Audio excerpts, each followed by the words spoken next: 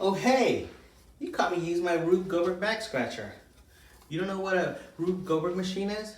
Well, stick around and I'll show you.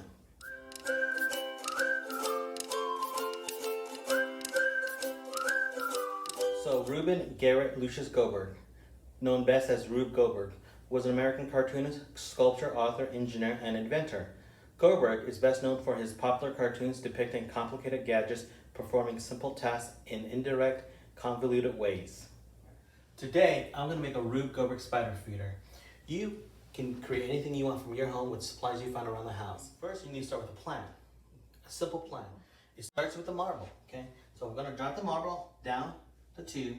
The marble will start the cycle of dominoes hitting each other, which will hit one first car.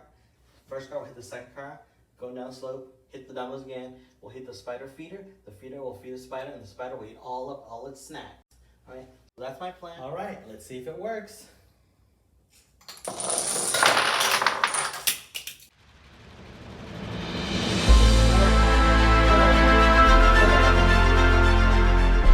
Awesome. The spider can eat its snack, and see the simple Rube Goldberg machine?